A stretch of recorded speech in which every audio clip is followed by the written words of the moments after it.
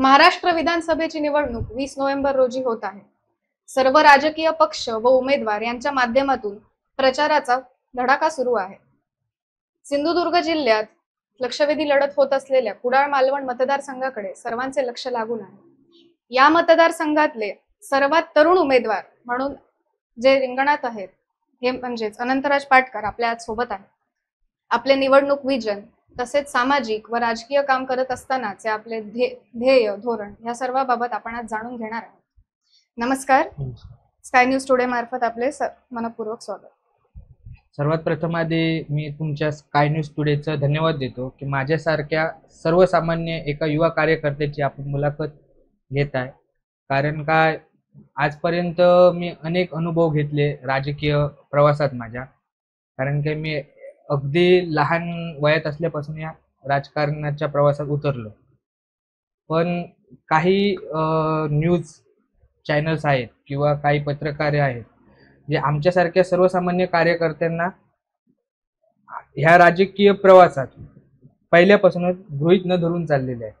So तुम्ही माझी मुलाखत घेताय, मला इथल्या एका चांगल्या प्लॅटफॉर्म पोहोचवण्याची, एका प्रकाश झोतात आणण्याचा जो काही प्रयत्न करताय त्यासाठी सर्वप्रथम तुमच्या स्काय न्यूज टुडेचं मी मनापासून धन्यवाद आणि आभार व्यक्त करतो. आपण स्वराज्य या नवीन पक्षाच्या माध्यमातून निवडणुकीला सामोरं जात आहात. आपला परिचय आणि सामाजिक व राजकीय प्रवास याबद्दल थोडक्यात काय सांगा? माझा राजकीय प्रवास आणि परिचय म्हणायला गेलो तर मी एकतर सर्वसामान्य कुटुंबातून जन्माला आलेला मुलगा आहे. माझ्या कुटुंबाला कुठचीही राजकीय पार्श्वभूमी नाही. मी ज्यावेळी माझं ग्रॅज्युएशन कंप्लीट केलं त्यानंतर मी प्रथमतः ओरोस ग्रामपंचायतमध्ये निवडणुकीला मी सामोरं गेलो.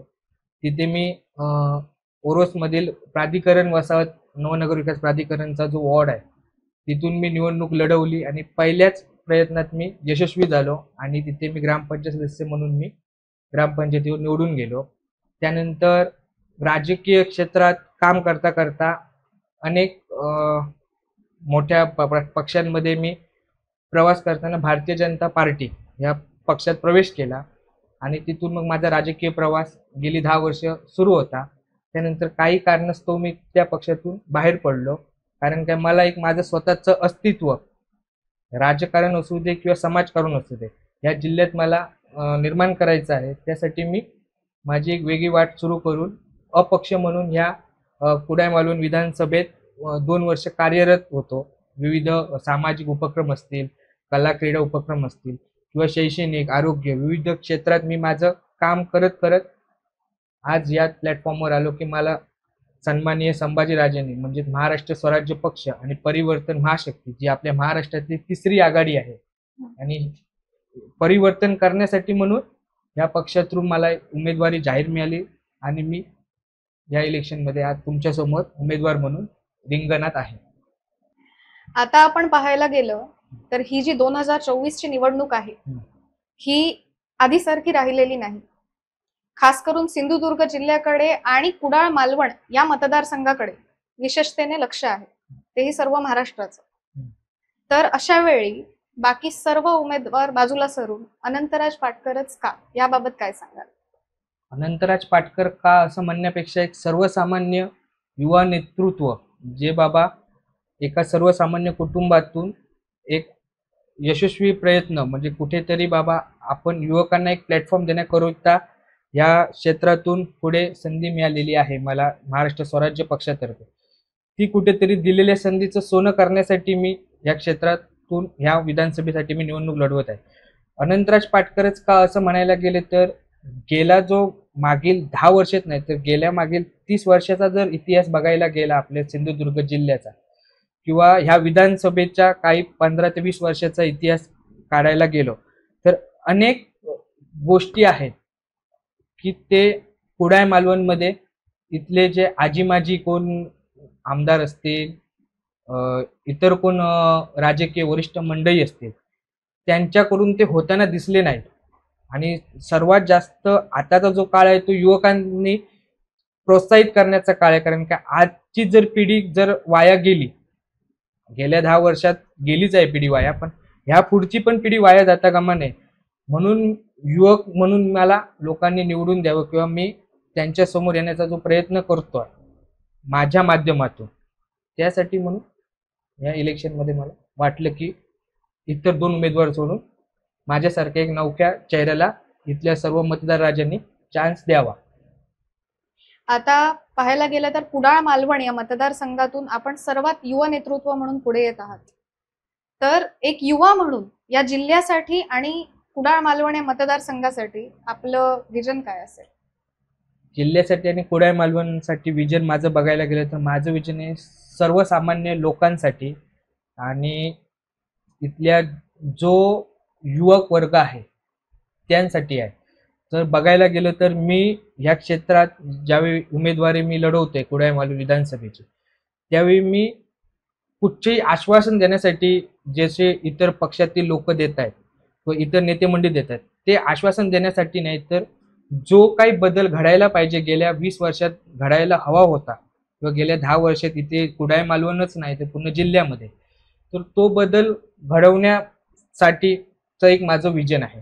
म्हणजे एकदम सर्वसामान्य लोकांपासून ते एक युवकांपर्यंतचं जो म्हणजे असे अनेक मुद्दे आहेत जे आजपर्यंत या 20 वर्षात इथल्या कुठच्याही नेते मंडळींना जमले नाहीत, ते मुद्दे मी घेऊनच माझं विजन घेऊन ह्या मतदारसंघासाठी पुढे पाऊल टाकतोय.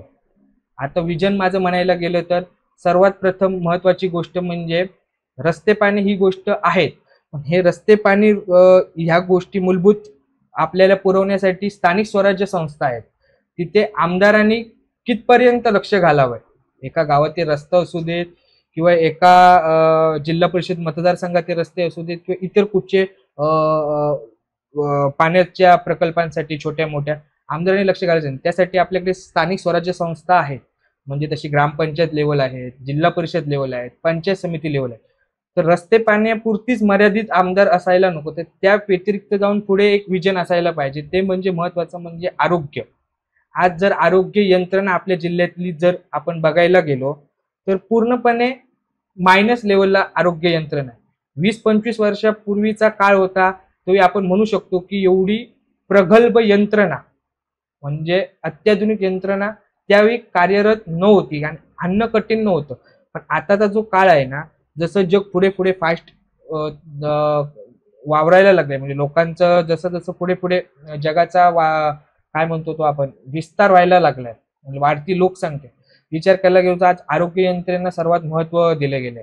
कारण काय, आजची जी आरोग्य यंत्रणा आपल्या जिल्ह्यातली आहे जी 25 वर्षापूर्वी पण आज इथल्या लोकांना कुठचा एक मोठा आजार झाला किंवा ऍक्सिडेंट झालं तरी पण मुंबई पुण्यासारख्या ठिकाणी जावं लागायचं. मुंबई पुणे गोवा बाजूच्या गोवा राज्याच्या बांबोई हॉस्पिटलवर अवलंबून राहायचं. आणि आज ही परिस्थिती तीच आहे. मग इथल्या राजकीय नेत्यांना आपण गेली अनेक वर्ष मंत्रिमंडळापासून मुख्यमंत्र्यांपासून ते या जिल्ह्याने मुख्यमंत्री पदापासून ते केंद्रीय मंत्री पदापर्यंत अनेक नेते मंडळी गेलेले आहेत मंत्री होऊन. मग त्यांनी हा विचार का नाही केला की सर्वसामान्य माणसाचा विचार करून इथे एक चांगली हाय क्वालिटीची आरोग्य यंत्रणा म्हणजे आधुनिक यंत्रसामुग्री असलेली आरोग्य यंत्रणा इथे का देऊ शकले नाही, त्यासाठी मला प्रयत्न करायचा. हा माझा विजनचा सर्वात महत्वाचा मुद्दा आहे. त्यानंतर दुसरा मुद्दा बघायला गेला तर शिक्षण. आपला सिंधुदुर्ग जिल्हा म्हणजे कोकण बोर्ड हा 10वी-12वी बोर्डामध्ये इथली मुलं आहेत ती 1 नंबर येतात. बोर्डाचा 1 नंबर सगळे 10वी असू दे किंवा 12वीचा. पण त्या पुढच्या शिक्षणासाठी आजही मुलांना आपल्या पालकांना मुलांना बाहेर शिक्षणासाठी पाठवावं लागतं, पालकांना आपल्या मुलांना. सो मग त्यासाठी आपण काहीतरी करायला पाहिजे, ठोस पावले उतरले गेली पाहिजे. कारण काय इथे शिक्षण संस्था आहेत पण त्या शिक्षण संस्थांना आणि कुठचं तरी मोठं पाठबळ मिळायला पाहिजे. त्यासाठी सर्वात महत्वाचा मुद्दा म्हणजे मी शिक्षण संस्थेला इथे मोठं करण्यासाठी आपली बाजूचे कोल्हापूर जिल्हा आहे तिथली कोल्हापूर युनिव्हर्सिटी स्थापन झाली, नागपूरची युनिव्हर्सिटी स्थापन झाली, मुंबई युनिव्हर्सिटी आहे, पुणे युनिव्हर्सिटी आहे. पण ठाण्यापासून पालघर, रायगड, रत्नागिरी, सिंधुदुर्ग एवढे 5 जिल्हे मिळून एवढा मोठा कोकणचा किनारपट्ट्यासह एवढा मोठा कोकण विभाग आपल्याला पसरलेला दिसतो. मग आजपर्यंत इथल्या नेत्यांनी कोकण युनिव्हर्सिटी का नाही घेऊन येऊ शकले, आणि हा सर्वात शिक्षणाचा महत्वाचा मुद्दा आहे. जर आज इथली कोकण युनिव्हर्सिटीसाठी जर प्रयत्न केले गेले असते आणि आज जर कोकण युनिव्हर्सिटी आज स्थापन झाली असती इथे, तो 100% इथली जी स्कूल कॉलेज आहेत ती मोठ्या प्रमाणात एक चांगलं अत्याधुनिक शिक्षण इथल्या मुलांना मिळालं असतं आणि इथली पालकांना आपलं जिल्हा सोडून मुलांना बाहेर शिक्षणासाठी पाठवण्यासाठी तो खर्च पण वाचला असता, त्यांचा वेळही वाचला असता आणि इतर गोष्टी पण सगळे आटोक्यात आले असते. त्यामुळे शिक्षण व्यवस्था जर सुधारायची असेल तर कोकण युनिव्हर्सिटी सारखा मोठा मुद्दा आहे जो आपल्याला ही काही करून स्थापन करायचा आहे. त्यासाठी माझा इथून त्या यंत्रणेत जाण्यासाठी मला इथून विधान भवनात हा मुद्दा मांडायचा आहे. जोपर्यंत कोकण युनिव्हर्सिटी होत नाही तोपर्यंत इथल्या मुलांना भविष्यासाठी गेली 10-20 वर्षासाठी पण बाहेरच शिक्षणासाठी जावं लागायचं. आताही तीच परिस्थिती आहे. त्यानंतर दुसरा महत्त्वाचा मुद्दा बघायला गेला तर MPSC, UPSC स्पर्धा परीक्षा असतील किंवा आपले डॉक्टर इंजिनिअरिंग होण्यासाठी ज्या एंट्रन्स एक्झाम आहेत, नीट, JEE यासाठी पण चांगले क्लासेस किंवा UPSC, MPSC स्पर्धा परीक्षेसाठी मुलांना इथे चांगलं प्रिपरेशन मिळावं त्यासाठी एक मोठा ठोस पावले गेल्या 20 वर्षात किंवा 10 वर्षात उचलली गेली नाही ती मला उचलायची आहे. आणि त्यासाठी एक प्रगल्भ शिक्षणाचा जिल्हा जसं कोकणमध्ये कोकण बोर्ड मोठा आहे तसा पुऱ्या भारतात कोकण युनिव्हर्सिटीचं नाव हे 1 नंबरला जायला पाहिजे. हा माझा उद्देश आहे. त्यासाठी शिक्षण मध्ये हे मला करायचं आहे. त्यानंतर तिसरा महत्त्वाचा मुद्दा बघायला गेला तर रोजगार. जर रोजगार बघायला गेलं तर कोकण युनिव्हर्सिटी स्थापन झाली तर ऑटोमॅटिकली चांगली कॉलेजेस, स्कूल्स आपल्याकडे येतील. कॉलेजेस चांगली आली तर त्यांना ऑटोमॅटिकली जो एका कॉलेजमध्ये एक जर मोठं कॉलेज आहे बघायला जातं आपले DY पाटील कॉलेज आहे, फिनोलेक्स कॉलेज आहे रत्नागिरीचं किंवा अशी मोठी कॉलेज आहेत तिथे कॅम्पस भरतो. तिथे बाहेरचे जे मोठमोठ्या कंपनी आहेत देश विदेशातल्या त्या कंपनी त्या कॉलेजला अटॅच आहे. म्हणजे त्या कॉलेजमध्ये जी मुलं शिकतात त्या मुलांना ऑटोमॅटिकली त्या कॉलेज थ्रू कॅम्पसमध्ये इंटरव्ह्यू थ्रू जॉब अवेलेबल होऊन जातो.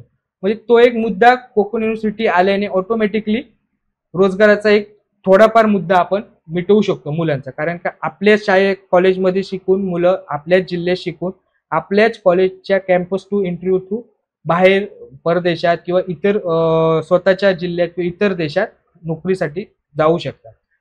आता रोजगार म्हणायला गेला तर गेल्या 20 वर्षात मला म्हणजे इथल्या नेत्यांना रोजगार इथल्या मुलांना द्यायचा नाही उपलब्ध करून की इथल्या लोकांना मोठं व्हायला द्यायचं नाही. सर्वसामान्य माणूस मोठा कधी होणार? इथले युवकांनी स्वतः मोठे कधी होणार? का त्यांनी आयुष्यभर क्रिकेटच खेळायचं किंवा इतर काही गोष्टी करायचे, बसूनच राहायचं का घरी?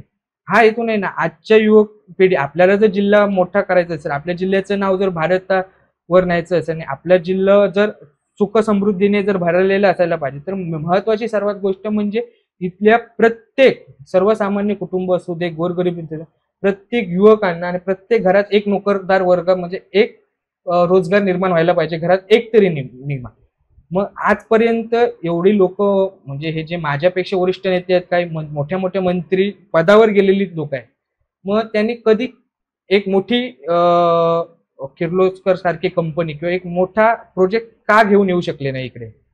हा माझा महत्वाचा प्रश्न आहे.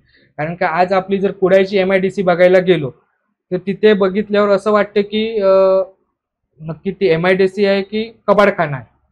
कारण की तिथे एवढं मोठे MIDC सारखं क्षेत्र तिथे अवेलेबल असून आपल्याकडे कुडाळ सारख्या शहरात तिथे आज एकही छोटे तर सोडा कुठचाच उद्योगधंदा तिथे घेऊन येऊ शकले नाही. आजचे आमदार सोडा गेल्या 20 वर्षात काहीच करू शकले नाही. मग तिथे कुठेतरी चांगले रोजगाराच्या दृष्टीने मला एक मोठ्या कंपनी किंवा मोठ्या कुठच्या तरी स्किल सेंटर्स, थोडक्यात म्हणायला गेलं तर विविध कंपन्या आहेत ज्या आजही आपल्याकडे इन्व्हेस्ट करायला तयार आहेत, ते पण पर्यावरण पूरक असे प्रोजेक्ट, ते स्किल सेंटर मला इथे घेऊन यायचे आहेत. त्यासाठी माझं एक प्राधान्य राहील की इथल्या युवकांना रोजगार देणे हा माझा सर्वात महत्वाचा मुद्दा आहे. आणि चौथा म्हणजे आपत्ती व्यवस्थापन. आता गेल्या 5 वर्षात अनेक पूर येऊन गेले आपल्याकडे छोटे मोठे. मग ह्यानंतरची पुढची परिस्थिती काय असू शकते हे आपण काही सांगू शकत नाही. शेवटी निसर्गावर आपण डिपेंड राहू शकत नाही. निसर्ग शेवटी कधी कुठच्या याने समोर येईल हे आपण सांगू शकत नाही. मग त्यासाठी आपत्ती व्यवस्थापन काय केलं इथे? साधं आपल्या ओरोसला ज्यावेळी पूर आलेला, ओरोस गावात एक पूर आलेला, पूर्ण हायवेवर पाणी आलेलं, त्यावेळी इथली आरोग्य यंत्रणा 6 तासानंतर इथे अवेलेबल होते. जर दुपारी 1 वाजता पूर आला तर संध्याकाळी 5-5:30 वाजता आरोग्य इथली जी यंत्रणा आहे आपत्ती व्यवस्थापनाची, ती यंत्रणा तिथे पोहोचते, आरोग्य यंत्रणा तिथे पोहोचते, पोलीस कर्मचारी लेट पोहोचतात. मग येऊन फक्त काय हात उभे करून राहतात का, तर त्यांना आरोग्य यंत्रणेला पाहिजे ज्या गोष्टी, लाईव्ह जॅकेट म्हणा, स्पीड बोट म्हणा, इतर कुठच्याच गोष्टी अवेलेबल केल्या नाही. माझं म्हणणं असं आहे, जर आपत्ती व्यवस्थापन करायचं असेल तर ग्रामपंचायत लेवलला त्या गोष्टीचं व्यवस्थापन करायला पाहिजे. ग्रामपंचायतीकडे काही अशी ठोस गोष्टी दिल्या गेल्या पाहिजे, लाईव्ह जॅकेट म्हणा, स्पीड बोट म्हणा, जेणेकरून कुठच्याही एका गावात जर पूरस्थितीचं आपत्ती आली तर तिथली लोकल आधी मेन काय ग्रामपंचायत, तर ती ग्रामपंचायत त्या पुराचा किंवा त्या गोष्टीचा सामना करण्यासाठी आधी प्रबळ असायला पाहिजे, मग बाकीची यंत्रणा. मग ह्या गोष्टी कोण केल्या नाही. नंतर मग इथल्या घरांचं नुकसान झालं की मग फक्त विधान भवनात जायचं आणि मुद्दे मांडायचे, इथल्या लोकांना म्हणजे हे करायचं की आम्ही तुमच्यासाठी काहीतरी करतो. अजूनही त्यांना त्यांची नुकसान भरपाई पण भेटली गेली नाही काही लोकांना. मग ह्या जर महत्वाच्या 4-5 गोष्टी आहेत ना, त्यावर यांनी दुर्लक्षित केले गेली 10-20 वर्ष. मग ह्या ज्या सर्वसामान्यांच्या सर्वात महत्वाच्या गोष्टी आहेत ना, ह्या गोष्टी आम्हाला त्यांना द्यायच्या आहेत, हे माझं विजन आहे. ह्या विजन थ्रूच मला त्यांचा जिल्ह्यासाठी काम करायचं आहे. त्यासाठी मी या मतदारसंघातून आमदारकीला म्हणून उभा आहे. हेच माझं विजन आहे सर्वात महत्वाचं. स्वराज्य पक्षाबाबत थोडक्यात काय सांगाल? महाराष्ट्र स्वराज्य पक्षाबाबत बोलायला गेलो तर हा पक्ष स्थापन होण्यामागचंच कारण आहे सर्वसामान्य व्यक्तींना चांगला रोजगार, चांगलं आरोग्य, शेतकऱ्यांसाठी, कष्टकऱ्यांसाठी, छत्रपती शिवाजी महाराजांच्या गड किल्ल्यांसाठी, त्यांची चांगली निगराणीसाठी किंवा सर्वसामान्य लोकांसाठी ह्या पक्षाची स्थापना झाली. ह्या पक्षाचे जे संस्थापक आहे हे सन्माननीय छत्रपती संभाजीराजे, हे आपल्या छत्रपती शिवाजी महाराजांचे 13वे वंशज यांचा हा पक्ष आहे. आणि हा पक्ष स्थापन करण्यामागचे हेतू अनेक आहेत त्यांचे, की युवकांना किंवा एक सर्वसामान्य लोकांना एक त्यांच्या हक्काचं व्यासपीठ, त्यांचा न्याय त्यांना मिळवून देण्यासाठी हा पक्ष स्थापन झालेला आहे. आणि एका अशा व्यक्तीने स्थापन केलेला पक्ष आहे, व्यक्ती म्हणू शकत नाही तर एका अशा हस्तीने की जो स्वतः छत्रपती शिवाजी महाराजांच्या विचार, त्यांचा वंशज, त्यांच्या रक्ताचं नाही तर त्यांच्या विचारांचा जो वारसदार आहे, असा छत्रपती संभाजी महाराजांनी हा पक्ष स्थापन केला आहे. त्यामुळे हा पक्ष पूर्ण महाराष्ट्रातच भविष्यात खूप मोठ्या प्रमाणात तुम्हाला दिसेल. स्वराज्य या पक्षाच्या माध्यमातून काय कराल निवडणुकीनंतर? स्वराज्य पक्षाच्या माध्यमातून जर निवडणुकीचा निकाल माझ्या बाजूने लागला, मी भविष्यात आमदार झालो किंवा नाही जरी झालो, मी स्पष्ट बोलतो कारण स्पष्ट बनणारा व्यक्ती आहे, तर सर्वात महत्वाचं म्हणजे भविष्यात युवा पिढींना मी जास्तीत जास्त माझ्या पक्षा थ्रू, म्हणजे येणाऱ्या आता भविष्यात जिल्हा परिषद आहेत, पंचायत समिती आहे, ग्रामपंचायत आहेत, नगरपंचायती आहेत, ह्या ज्या इलेक्शनमध्ये जास्तीत जास्त माझ्या पक्षा थ्रू जास्तीत जास्त छत्रपती संभाजी महाराजांच्या मार्गदर्शनाखाली आणि परिवर्तन महाशक्ती ही जी तिसरी आघाडी आहे, त्यामध्ये अनेक आमचे घटक पक्ष आहेत, त्या सगळ्या पक्षांच्या आणि छत्रपती संभाजी महाराजांच्या मार्गदर्शनाखाली मी चांगल्या नवा होतकरू, ज्यांना बाबा राजकारणाची खरोखरच आवड आहे आणि समाजासाठी त्यांना काहीतरी करायचं आहे, अशा युवकांना मी भविष्यातील जिल्हा परिषद, पंचायत समिती निवडणुकीमध्ये माझ्या पक्ष थ्रू संभाजी महाराजांच्या मार्गदर्शनाखाली मी उमेदवारी किंवा जो काही माझ्याकडून चान्स त्यांना देता येईल तो मी देणार. आणि पूर्ण जिल्ह्याभर, फक्त कुडाळ मालवण नाही तर पूर्ण जिल्ह्यामध्ये मी युवकांना जाऊन त्यांच्या भेटीगाठी घेऊन जास्तीत जास्त माझ्या पक्षाच्या विचारधारा त्यांच्यापर्यंत पोहोचून माझ्या पक्षापर्यंत कनेक्ट करून त्यांना भविष्यात राजकारणात खेचून चांगल्या प्रकारचं एक हे देणार आहे. जनतेला काय मेसेज द्याल? जनतेला मेसेज द्यायचं म्हटलं तर जनता ही आपली मायबाप आहे आणि त्यांना सगळ्या गोष्टी समजतात आणि त्यांना काही मेसेज देण्याची गरज नाही. ते योग्य निर्णय या निवडणुकीच्या रिझल्ट दिवशी आपल्या मतदानाचा हक्क बजावून देतील. पण त्यांना मी एक विनंती करतो की तुम्ही सुज्ञ आहात, मतदार आहात, सुशिक्षित आहात, तुम्हाला आजकालच्या सगळ्या गोष्टी कळतात, तुम्ही माझ्यापेक्षा मोठे आहेत, कारण तुम्ही मतदार राजा आहात. तुम्हाला हीच विनंती आहे की कुठच्याही आर्थिक गोष्टी असू दे किंवा कुठच्याही आज ज्या बातम्यांतून प्रबोधन आहेत त्यांना बळी न पडता तुम्ही एक चांगली सत्विक विचारबुद्धीने विचार करून योग्य उमेदवाराला निवडून द्या, हीच मी त्यांच्या हे मेसेज देतो. सध्या महाराष्ट्रात लाडकी बहीण ही योजना खूप गाजत आहे. तर तुमचं आपल्या लाडक्या बहिणींसाठी आपल्या मतदारसंघातल्या काय नियोजन आहे? लाडक्या बहिणीचं योजना ही जी आता पूर्ण महाराष्ट्रभर दर दिवशी न्यूज चॅनलवर काही ना काही गोष्टीतून लाडक्या बहिणींना आम्ही पैसे दिले, हे दिलं ते दिलं, म्हणजे अनेक गोष्टी. मेन मुद्दा सध्या महाराष्ट्रभर गाजतोय ती लाडकी बहीण. माझ्या लाडक्या बहिणींना हे सांगू इच्छितो की 1500 रुपये हे काय तुमच्या पूर्ण परिवाराला आरोग्याच्या दृष्टीने, शैक्षणिक दृष्टीने किंवा इतर कुठच्या दृष्टीने ते पुरतायत का एका महिन्यासाठी, हा त्यांनी आधी महत्वाचा विचार करायला पाहिजे. कारण तशी आज सिलेंडर जर बघायला गेलं तर तो 1200-1300 जाऊन पोचलाय. मग सिलेंडर नुसता जरी मोफत दिला तुम्हाला, त्यापेक्षा 1500 देण्यापेक्षा प्रत्येक घरात एका महिलेला सिलेंडर तुम्ही मोफत द्या दर महिन्याला. ही योजना तुम्ही का नाही अंमलात आणली? आणि ही 100% योजना कोणतंही सरकार येऊ दे भविष्यात, महायुतीचं येऊ दे, महाविकास आघाडीचं येऊ दे किंवा अन्य कोणतंही आमची तिसऱ्या आघाडीचं येऊ दे, जरी महायुतीचं सरकार आलं तरी हे 1-2 महिने चालणार, त्यानंतर योजना बंद पडणार. महाविकास आघाडीने पण आता माझ्या मते बेरोजगार मुलांना 4000 रुपये देणार म्हणून पण सांगितले. म्हणजे कुठच्या दिशेने आपल्या महाराष्ट्र चाललाय, ही लोक आपल्या युवा पिढीला घडवणार आहेत का, हे आता मतदार राजांनीच विचार करायला पाहिजे. म्हणजे फुकट घर बसले बसले तुम्हाला सगळं आयतं देतोय आम्ही, तुम्ही आम्हाला मतदान करा, असं तुम्हाला जर बोलायचं आहे. त्यांना कामधंदे द्यायचे नाही, तुम्हाला आयतं देऊन जर लोकांना बसवायचं आहे तर लोकांना हुशार आहेत, आजची सगळे मतदार राजा हुशार आहेत, ते असल्या प्रबोधनांना किंवा असल्या ऍडव्हर्टाइजमेंटला बळी पडणार नाही, या असल्या योजनांना आधी महत्वाची बळी पडणार नाही. मला जर मुद्दा घ्यायला गेला तर लाडक्या बहिणींना तुम्हाला जर द्यायचेच असतील तर आपल्या महिला बचत गट आहेत, त्या थ्रू काहीतरी महिलांना तुम्ही लाडक्या बहिणी म्हणून काहीतरी तुम्ही एक योजना काढा. ही ज्या CRP महिला आहेत त्यांच्या अनेक आज मागण्यासाठी त्यांनी मुंबई येथे आंदोलन केलं. तर त्या महिलांसाठी ज्या त्यांच्या मागण्या आहेत त्या तुम्ही पूर्ण करा ना.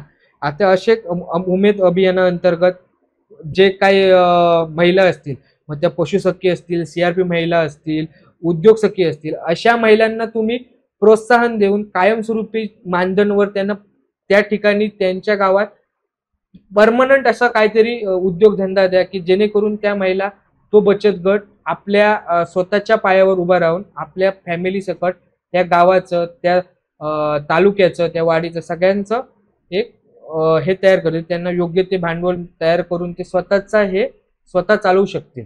असं 1500 देऊन तुम्ही आयतं हे करू नका, असं माझं म्हणणं आहे सरकारला. सरकारी कर्मचाऱ्यांबद्दल काय नियोजन? सरकारी कर्मचाऱ्यांबद्दल नियोजन बघायला गेले तर सर्वात महत्वाचा मुद्दा आणि जो सर्वात मोठ्या प्रमाणात मागणी आहे सरकारी कर्मचाऱ्यांची, ती म्हणजे जुनी पेन्शन. 2005च्या आधी सर्व कर्मचाऱ्यांना जुनी पेन्शन मिळते. मग 2005 नंतरच्या जे कर्मचारी नोकरीला लागले, मग तो शिपाई पासून ते क्लास 1 ऑफिसर पर्यंत असो, ह्यापासून जे कोण सरकारी कर्मचारी असतील, शिक्षक असतील, इतर कुठच्या महसूल असतील, इतर सगळ्या कर्मचारी लोकांना 2005 नंतरची जी लोकांना जुनी पेन्शनसाठी जो आवाज उठवला जातो ती त्यांना मिळवून देण्यासाठी मी विधानसभेत आवाज उठवला. तर आज आपल्या सोबत होते अनंतराज पाटकर, म्हणजेच कुडाळ मालवण विधानसभा मतदारसंघातून उभे राहिलेले एक युवा नेतृत्व, महाराष्ट्र स्वराज्य पक्ष आणि महाराष्ट्रातली तिसरी आघाडी म्हणजेच परिवर्तन महाशक्ती मार्फत उभे राहिलेले उमेदवार. त्यांनी आज खूप मोठे खुलासे आपल्या समोर केलेले आहेत. सर्वांपैकी अनंतराजच का व त्यांचे विजन त्यांनी आपल्या समोर मांडलेले आहे. धन्यवाद.